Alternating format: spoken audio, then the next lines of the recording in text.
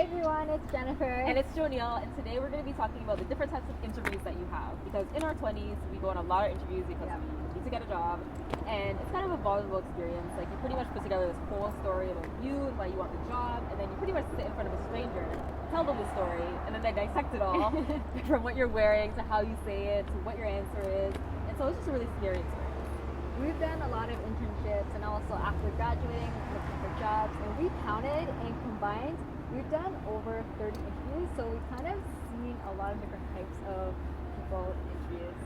So we wanted to share our experiences with you guys. Let us know if you relate down below. We know when we talk to our friends, everyone pretty much experiences the same thing, so let's just get right into it. Number one, the HR sanity tester. And let's be honest, you're mainly there for them to see if you're crazy or not. They want to see if you can speak in normal sentences and you just like look kind of like a normal person. Yeah, but to make it seem like it's really legit interview, they like make it kind of like a test. So it's like they ask you a question, you answer it, but they write it down for you. And then at the end, they take everyone's answers and they pretty much mark it like a rubric and see who gets the highest points to move on to the next level. But it's like, if you're gonna mark me based on a marketing scheme, then shouldn't I know what the marketing scheme is? You might think that the best thing to do is to just memorize the job description, but then at the end of the day, it's like, what does that even really test? And don't bother asking any real questions about the job or the team to this interviewer. They will not know. If they give you an answer, it will be what they read in the job description, and you already knew that because you read the job description. Yeah. Number two is the dementor, and this is pretty much the person that's just like really mean, have like a strict face, like really intimidating, and it's almost like when you sit down in front of them in the interview, you already know right off the bat, okay, I'm not getting this job. At first, when I got this person, I thought this definitely is a test. They're seeing if I can deal with pressure really well and deal with really tough personality. But then I was thinking, that's a really bad test. That's like me going to interview, giving glaring like looks and blunt answers, and that was me testing the company. Okay, let's see if they strictly value my intelligence and skills and they don't care about like my personality. Yeah, and it's also a really bad test because it's like, unless there's people at the company who are really mean and rude and they're like testing to see if you'll stand up to them or be able to make it in the company, then okay. But it's like, do you really want to work for a company that has really mean people? It's either you're going to turn into one of them or you're just going to be a pushover. So you probably don't want to work there anyways. And just as a side thought, I'm like really curious and fascinated. How do these people get so far in a company and in life with this terrible attitude? Like, how did no one tell them? Number three is Oprah, and these are the really nice, respectable, normal interviewers, and amongst the crazies, they're in there somewhere. Yeah, like when I go to interviews, some of these people will like ask me how I'm doing, they'll ask me how long it took for me to commute there, and they just seem generally interested in my question or my answers. They like treat you like a human being, like they see you and like what you say matters something to them. Yeah, and they even follow up with you after interviews, instead of stringing you along and making you wait forever. And even if you didn't get the job, they'll at least respect you enough to tell you why, and like have time to kind of chat with you and give you feedback.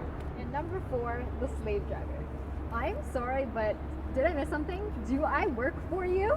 It's like those interviewers who give you cases, slide decks, tests, video submissions, essays. We have school to do, and some of us, we have full-time jobs to do. We got lives to live. We cannot do these assignments for you. And it's like, yeah, some of them really do test good skills. Like, it's good hands-on experience, but it's the ones where they just make up stuff on the spot. And it's like, excuse me, what are you really trying to test here? If you're really trying to test a specific skill, like creative skills or something, okay, then we get it. But I swear sometimes they just want to see who wants the job more. And if you're going to assign us these projects, at least have the decency to give us some proper feedback so that we can learn from it. I have serious beef with this one company that I interviewed for. I spent hours creating this like presentation to impress you, and you couldn't even spare 15 minutes of your time to help me out. Number five, the talkers. So 15 minutes go by, and then you're like, wait, have I even said anything yet? Those interviewers that just talk and talk and talk, and you pretty much haven't said anything the whole time. Am I supposed to interrupt them and start talking? Is this like a twisted test to see if I'm supposed to be some determined go-getter that just starts talking about myself? If I interrupt them, is that going to seem really rude? I actually had an HR professor, and I went to him and asked him about this, and his answer was, basically, they just wasted your time. So there you have it. There is no test in this. They're just wasting your time. So we know that we're really lucky to have these opportunities, but we still want to challenge the interview process because if we don't, then wouldn't that make us complacent? And who wants to hire complacent people? Growing up, we're taught to be respectful in interviews and to people of higher positions than us. But it's not a one-way street. We deserve to have respect as well. And if people are expecting that they automatically get respect just solely based on their age or their position, that would make them entitled. Yep, so it's obvious that the interview system is flawed, but we need to participate in it and we need to be strategic so that we get what we want out of it. They are definitely making sure that they get something out of it.